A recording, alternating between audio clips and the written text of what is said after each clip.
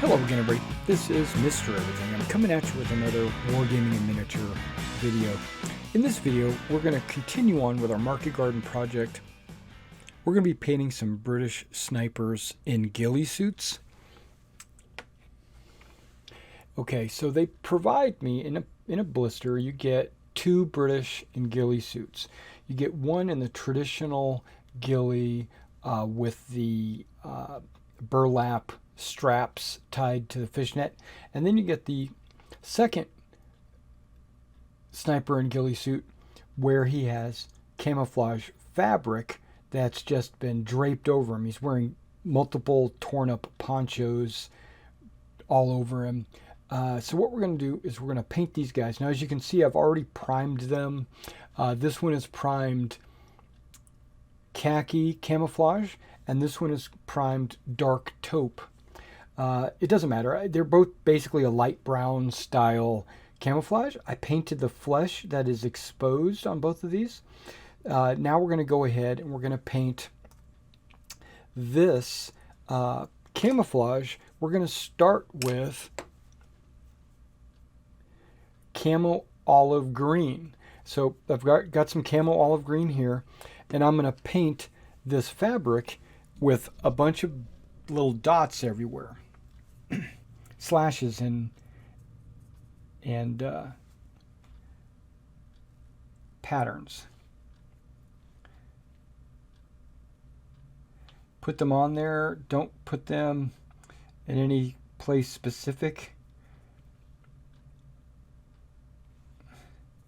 Understand the fabric that is being draped. So a camouflage pattern shouldn't travel from one poncho to the next. It should stop at the edge of the poncho. But a new camouflage pattern should appear on the other poncho, or it should appear from underneath the poncho, because there's a poncho hood. Now, on there, you see he's got a couple of pieces of fabric that's burlap that's tied on. We're not going to paint those. Make sure you don't put any camouflage on top of those.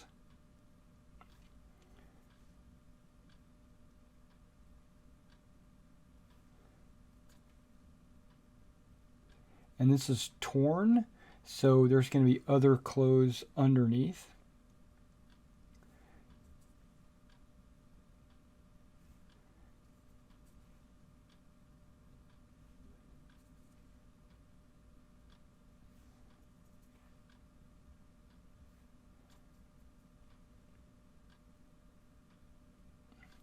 Now I'm imagining that he's using the camouflage poncho that has the same camouflage pattern as the smock. So I'm using the same color idea that I normally use for my British camouflaged smock. So it's going to be like a lighter brown underneath, and then a green and a dark brown on the top.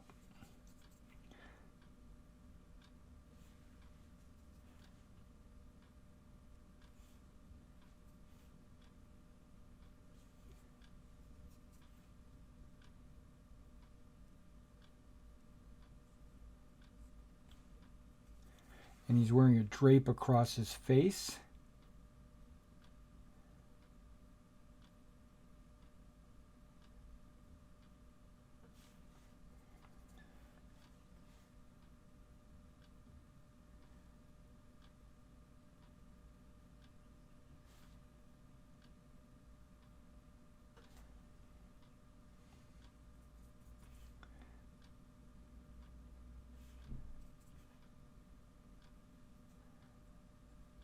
Okay, I gotta get up underneath this arm. I must have missed that.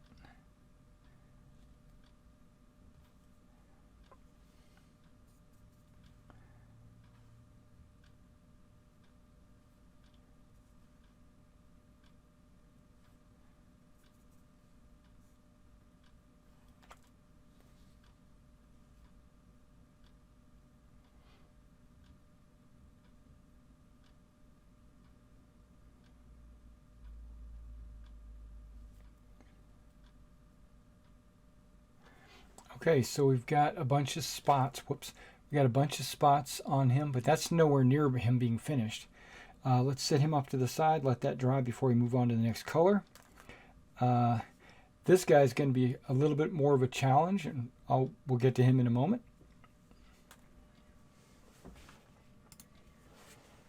All right, now the next color we're going to use on our ghillie suit here. Now that the green has dried, we're going to go ahead and use the same as I use on my smocks, the wood brown.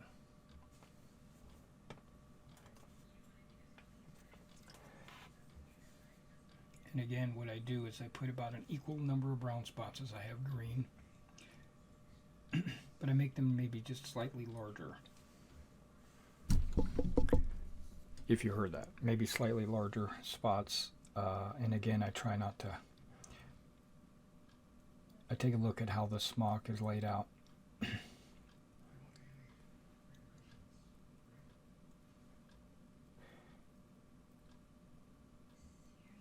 So I'm looking at the cut and the folds, because it looks like it's multiple layers of poncho.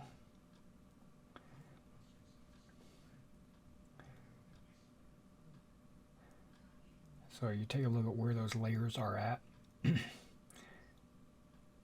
you paint those layers. Now you leave a little bit of the tan, or I guess this is dark taupe, in between each of your green and brown, so you have like an even mixture.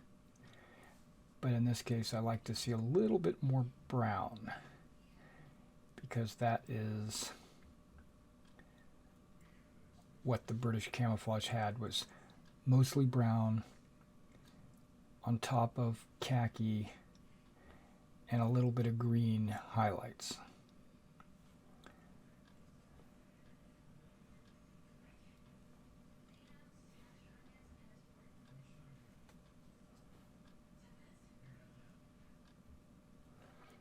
So it's okay as you paint if the brown actually covers some of the green.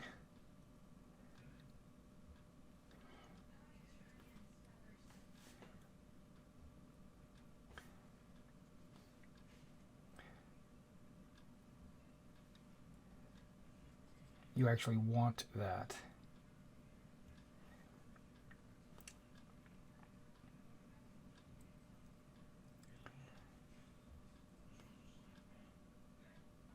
Because that will reduce the green signature.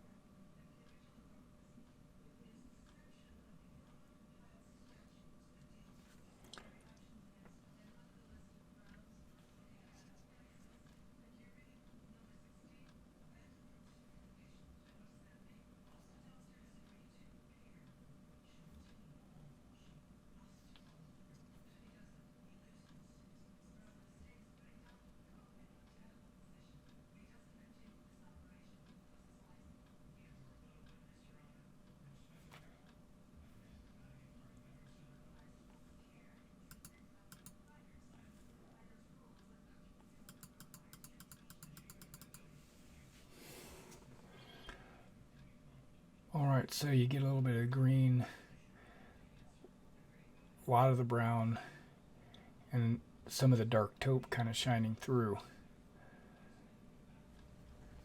Alright, now we're continuing on with our British snipers and ghillie suits, and you've seen that I did the brown and the green on top of the taupe for the one in his poncho, right? But so now we're going to look at this ghillie suit that looks like he has a bunch of burlap straps hanging off of him. Now, to make these straps stand out, we need a couple of greens and a couple of browns. Select a selection of greens and browns. Primarily this is the same that I would normally put on a British paratrooper.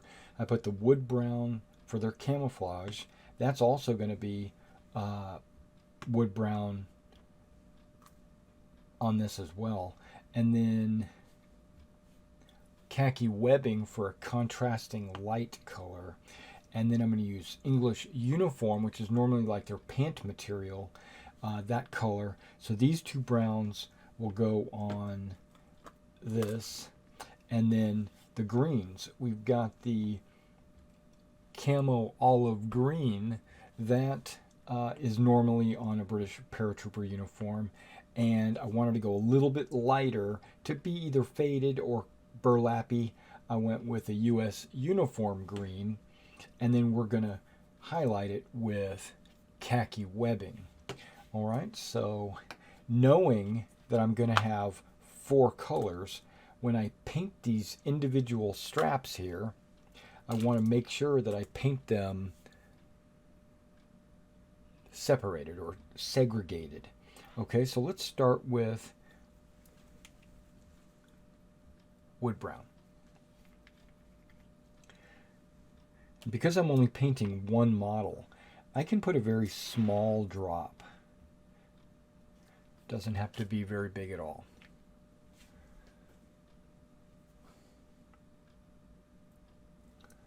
All right, so now we just identify the individual straps and we paint them.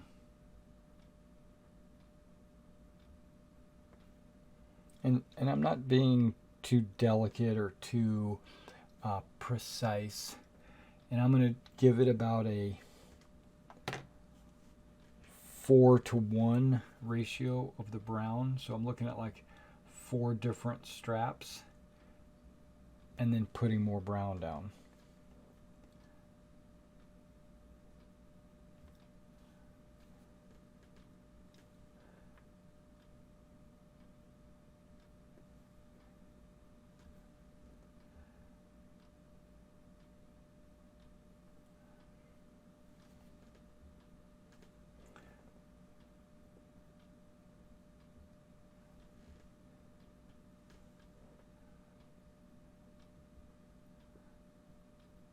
And if you only do 3 straps or 2 straps or even 1 strap, it's okay.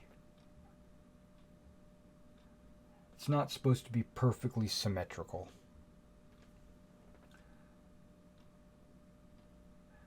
If it was perfectly symmetrical, it wouldn't be very good camouflage.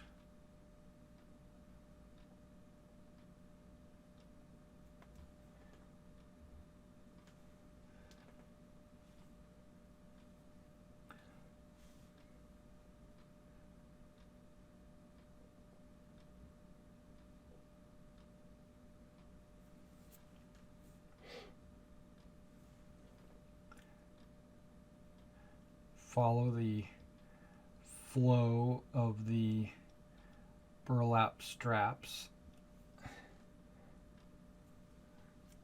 Yeah, and I don't know if you've ever made a ghillie suit or know exactly how ghillie suits are made. They're made in a variety of different ways, but the one we're looking at right here, the way it would have been made would have been a fishnet or a net, like a poncho just made completely 100% out of a net, and then they would have taken sandbags or rolls of burlap, if they had that available, of various different earth tone colors, dyed earth tone colors, and they would have cut them into like a foot or a 2 foot long. This one looks like it was cut into like a 2 foot long strips, and then you take those strips and you loop them through the fishnet, I don't know what you call it, webbing, and then you loop it back upon itself, and you basically make like a Prusik type style knot, and you tighten it up. And then what that does is, for each piece of that 2 foot burlap canvas that you put on here, you actually get 2 little dangling cloths, and then you put enough of them on there that it completely covers your uniform underneath. So basically, even though you've got like a camouflage uniform underneath, you pretty much can't see it because you got all of these burlap straps just dangling off your body. And you look like a Wookiee. And what that does is, like when you're laying in foliage or in a wooded area or in a tall grass area or something, the burlap makes it look like you're part of the surrounding terrain. And you might use more of one color and less of another color if you know this terrain that you're in or going to. Okay, so there you go. You get like a lot of brown, dark brown. Okay. Now the next drop I'm going to use is of the camouflage olive green.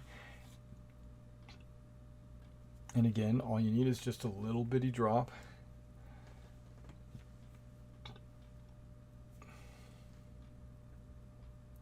And we're going to do the same thing. We're going to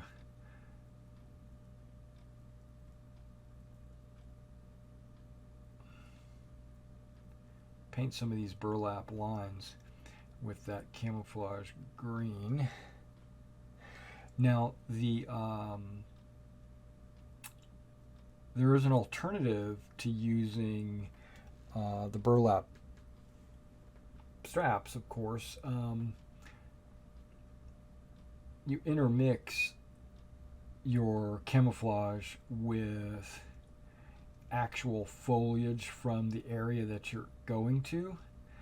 Okay, so once you make this ghillie suit and it is got a million burlap straps hanging off of it, when you get to your mission zone, you can easily take those burlap strings that are hanging off of your fishnet, and you can use them to tie like grass or twigs or leaves or little bush pieces onto your ghillie suit, so it gives it a more of a foliage look.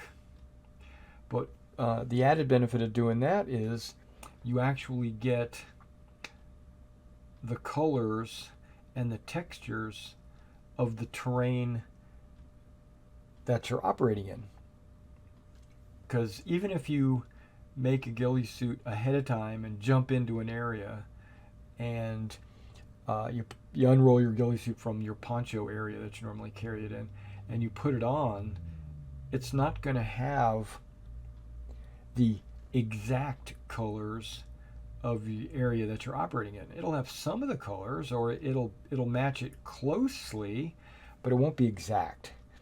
And that's why you tie on pieces of local flora, so you get the local colors blended in with the ghillie suit that you created, and you get a mixture. And that mixture is how you disguise your presence on any of the different missions that you might be on.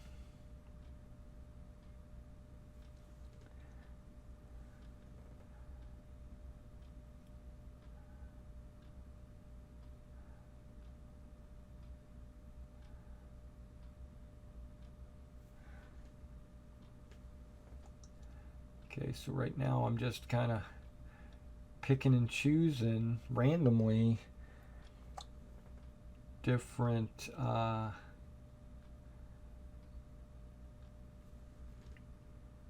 burlap straps that are hanging down off of this guy's uniform, and I'm painting it with this dark green, this camo olive green.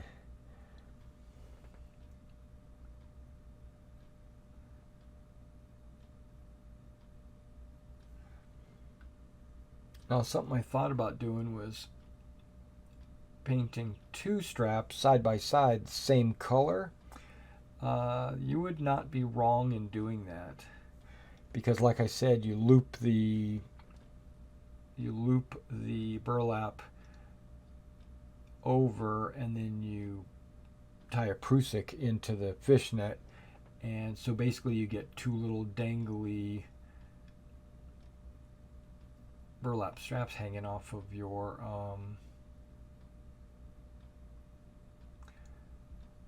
ghillie suit.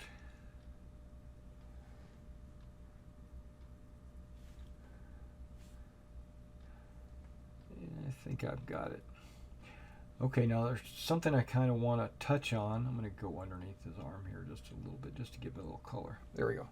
Something I wanted to touch on was he's got his rifle completely wrapped in some kind of burlap wrapping, so you need to be using those same colors on your rifle wrap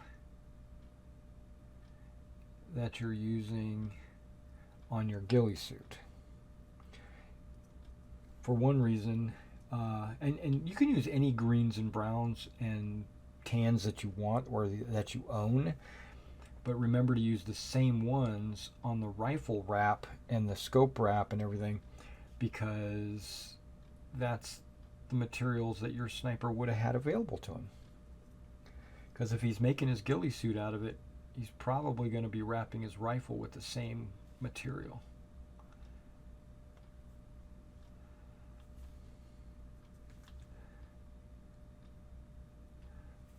Okay.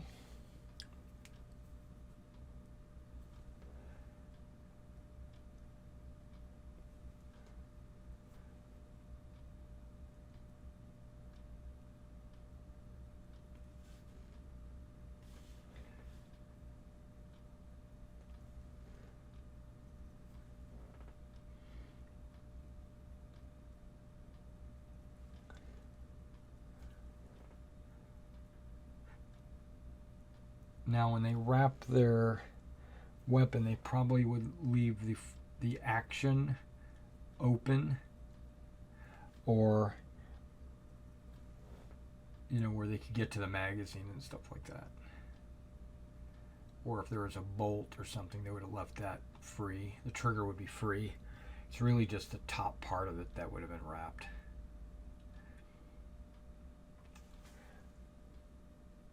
Okay, now that's only the first. So now we're going to go with a lighter brown. Now what this is basically representing is these burlap straps. You got your fishnet, and then you've got your burlap strap pieces hanging off of them. One piece might be laying over the other piece, or it might have rolled over while wear. And so even though you have brown burlap hanging off of the strap, some of it might be the inside of the burlap and not necessarily the outside. So this brown is basically the light underside, and I'm painting it about 1 in every 8 straps, so it's about half of what the brown straps are.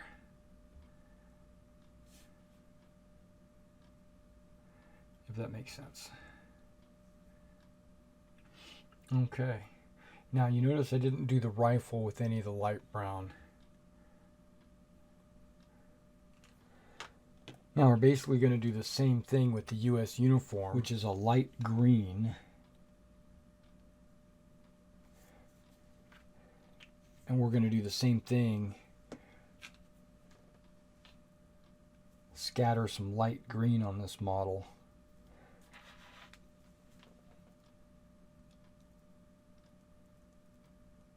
Might be the underside of some of the green, dark green burlap.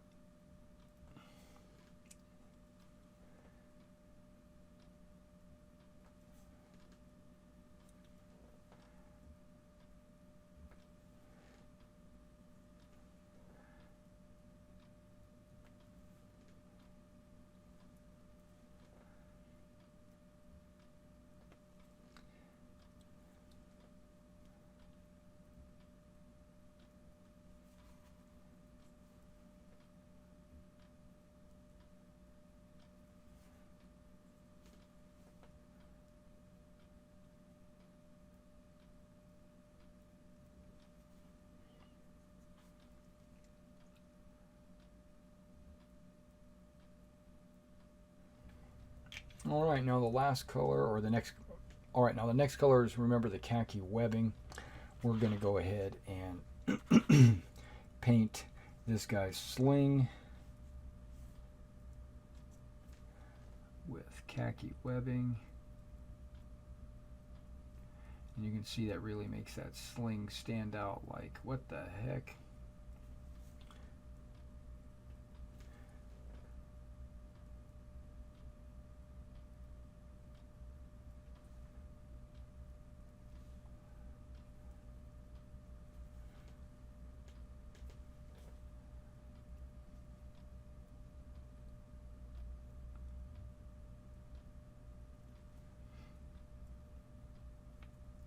I'm also going to paint this guy's face mask khaki webbing. I know it's bright.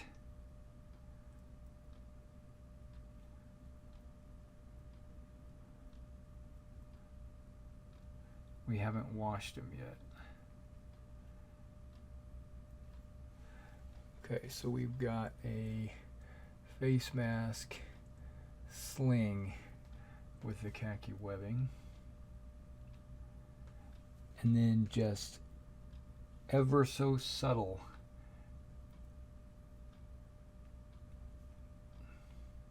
a few places that you see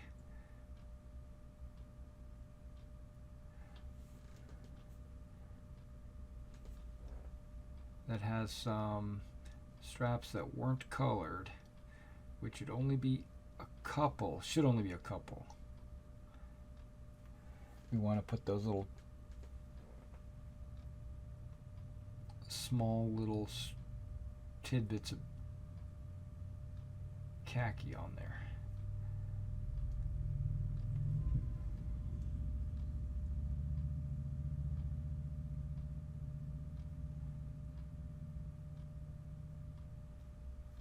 Shouldn't be a whole lot, but there should be a few of them.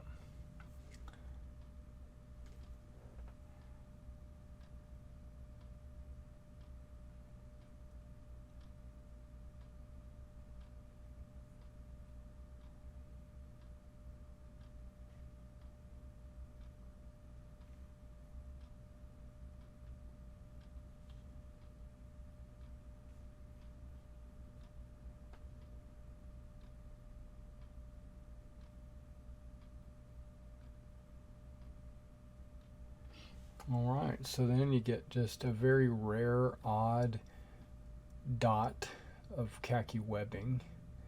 And then you get the multicolor greens and browns. Alright. And then I'm going to let this dry for a minute, and then we'll be right back with the next step. Okay, now stepping back to the poncho sniper, I am going to pull out some actual khaki, and we're going to touch this model up with some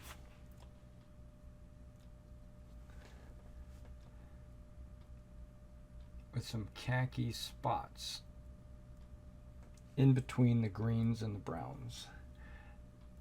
Not 100%, just some.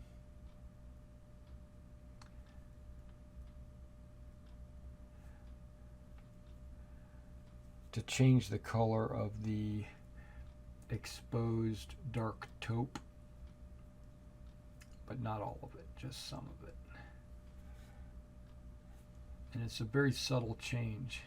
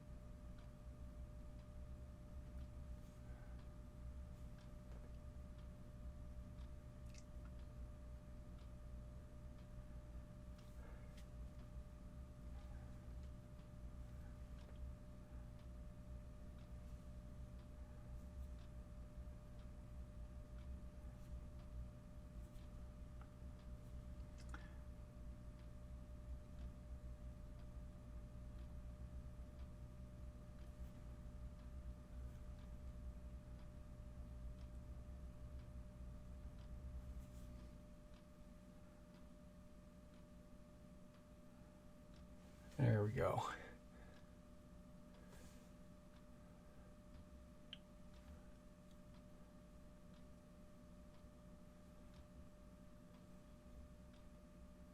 Oh, I gotta hit the face.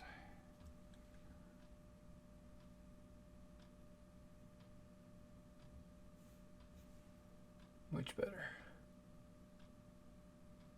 Okay, so I'm gonna let that khaki dry and we'll move on to the next step with that guy as well. Alright guys, now we're coming back. Now the next step for the snipers is actually just a wash, and we're going to be using the Quick Shade Strong Tone.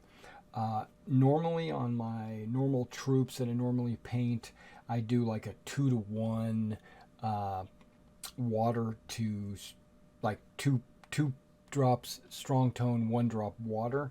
Well, in this case with these ghillie suits, I want to do something a little bit stronger, so I'm going to do 4 drops strong tone to 1 drop water. So we're going to go 1, 2, 3, 4, but I'm going to go 5, 6, 7, 8. Okay, so we got 8 drops of strong tone. That means I'm only going to do 2 drops of water. 1, 2. There we go. So it's almost 100% strong tone. Now I'm going to grab a soft bristle brush. Let's go ahead. There we go. I'm going to grab my soft bristle brush. I'm going to stir this up ever so lightly. About 10 swirls or so.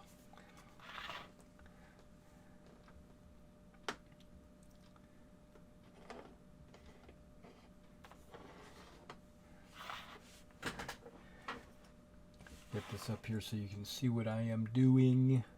Okay, now I'm putting this over the palette because I don't want it dripping and dropping on any of my table, right?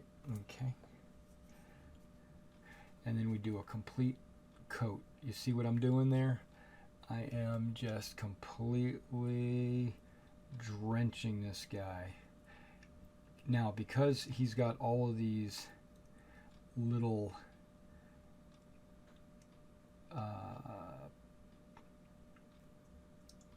features to his ghillie suit. I mean, all these, what do they call them? All these burlap straps, and every one of them's got its own little 3-dimensional texture. It's going to use up pretty much all of my wash that I just created just for this one model.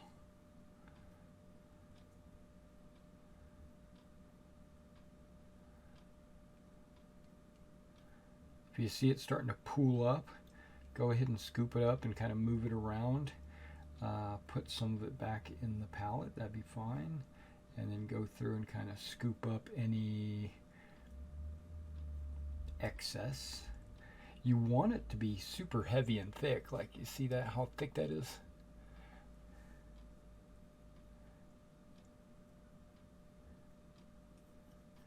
Okay, now I'm going to set this down on the pallet, and then we're going to go do the second model, the second sniper.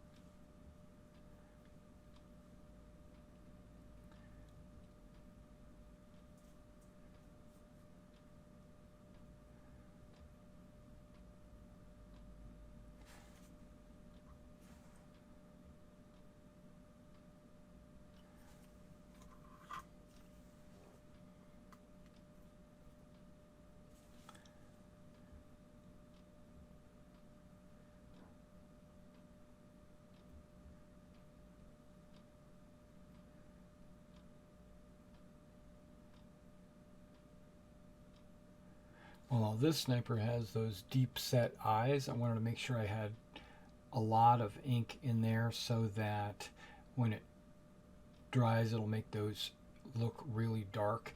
And then also there's like this cut piece right here on the back and a hole here.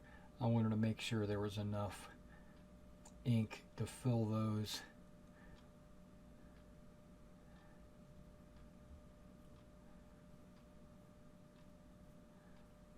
Okay, so he is also 100% covered. Now we're just going to let these snipers dry, and when they dry, we'll come back to them. We'll take a look to see how good they are.